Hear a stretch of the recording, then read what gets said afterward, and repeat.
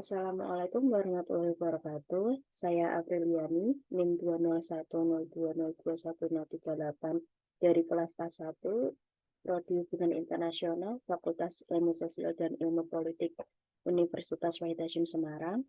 Di sini saya akan menjelaskan mengenai salah satu teori HI, yaitu teori Marxisme. Yang pertama, biografi Karl Marx. Karl Marx merupakan seorang filsuf dan pemikir asal Jerman. Karl Marx dikenal sebagai seorang bapak komunisme dan bapak sosialisme. Karl Marx menuliskan beberapa buku seperti Das Kapital, Kommunisme Manifesto untuk menuangkan pemikirannya. Paham komunisme yang ia gagas saat ini masih digunakan oleh sebagian negara di dunia seperti China dan Kuba. Latar belakang pemikiran Marx. Latar belakang pemikiran ini adalah adanya eksploitasi besar-besaran yang dilakukan oleh pihak penguasa, yaitu kaum kapitalis atau kaum borjuis, terhadap pihak buruh, yaitu kaum proletar. Para buruh yang bekerja dengan pengusaha memiliki jam kerja yang telah ditentukan oleh pihak pengusaha dengan upah yang rendah, tidak sebanding dengan pekerjaan yang dilakukan oleh kaum buruh. Lalu, seorang filsuf yaitu Karl Marx mempunyai pemikiran masyarakat manusia adalah sejarah perjuangan kelas yang mana melahirkan kelompok borjuis dan kelompok proletar. Kemudian, apa itu borjuis dan proletar? Kaum borjuis adalah pihak yang memiliki model serta alat produksi, sedangkan kaum proletar adalah pihak yang bekerja yang tidak memiliki modal dan memiliki suatu kemampuan, yaitu dengan menjual jasanya kepada pihak borjuis. Kelompok yang menyadari bahwa posisinya berada pada kelompok proletar ini melakukan suatu pemberontakan yang sangat keras terhadap kaum borjuis. Konflik ini sangat ricuh dan akhirnya melahirkan perubahan dalam masyarakat. Menurut pemikiran Karl Marx, suatu saat nanti proletarlah yang akan memenangkan perjuangan kelas ini, yang kemudian akan melahirkan masyarakat tanpa kelas. Perspektif Marx memandang konflik dengan beberapa konsepsi tentang kelas sosial, perubahan sosial, kekuasaan, dan negara, di mana konsepsi tersebut saling berkesinambungan satu sama lain.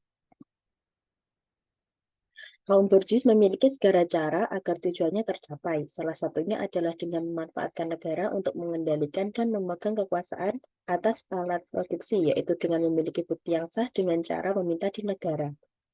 Maka dari itu, kaum borjuis ini dapat menentukan apa yang dapat diproduksi dan didistribusikan. Menurut Karl Marx, pemerintahan ini lebih berpihak kepada kaum borjuis daripada kaum proletar. Kritik Marx terhadap kapitalis. Pembagian masyarakat antara kapitalis yang memiliki faktor produksi dan pekerja yang hanya memiliki fisik. Kapitalis berusaha memaksimalkan keuntungan dari pasar dan pekerja, serta membayar pekerja dengan upah yang rendah dan tidak sesuai dengan yang dihasilkan. Kritik terhadap Marxisme. Kritik terhadap Marxisme berasal dari berbagai ideologi politik dan disiplin akademik. Ini meliputi kritik umum terhadap kekurangan konsistensi internal, kritik terkait materialisme sejarah, bahwa ini adalah jenis determinisme sejarah, kebutuhan penekanan hak individual, masalah-masalah dalam penerapan komunisme, dan masalah-masalah ekonomi seperti pelukisan atau ketiadaan sinyal dan intensif yang berkurang. Selain itu, masalah empiris dan epistemologi kemudian diidentifikasi. Contoh studi kasus yang dikaitkan dengan perspektif Marxisme adalah seperti hubungan bilateral antara Indonesia dengan Malaysia, di mana eksploitasi dan kekerasan terjadi pada tenaga kerja Indonesia, atau TKI yang bekerja di Malaysia. Dalam pandangan Marxisme ini, kasus kekerasan bukan menitik beratnya pada negara, tetapi cenderung pada pertentangan kelas, di mana kaum borjuis sebagai majikan dan kaum proletar sebagai TKI. Inilah yang menjadikan adanya kekerasan TKI, karena majikan merasa memiliki power sehingga terjadilah eksploitasi tersebut. Kesimpulannya, perspektif Karl Marx adalah perspektif yang memandang antara kaum borjuis dan kaum proletar yang memiliki konflik sosial. Pandangan Marxisme ini adalah suatu pandangan yang berorientasi pada struktur sosial dan lembaga sosial dalam masyarakat. Pandangan ini dapat memposisikan sebagai masyarakat adalah ajang perubahan yang kompeten untuk menciptakan suatu perubahan sosial yang besar. Dalam konteks pemeliharaan tatanan sosial, perspektif ini menekankan pada peranan kekuasaan. Perspektif ini bertujuan untuk memahami kemungkinan masyarakat yang akan menggantikan aliansi, eksploitasi, dan keterasingan dengan kebebasan. Dalam perspektif Marxisme, perekonomian adalah tempat terjadinya perbedaan kelas sosial, khususnya dalam kasus konflik antara kaum borjuis dan kaum proletar.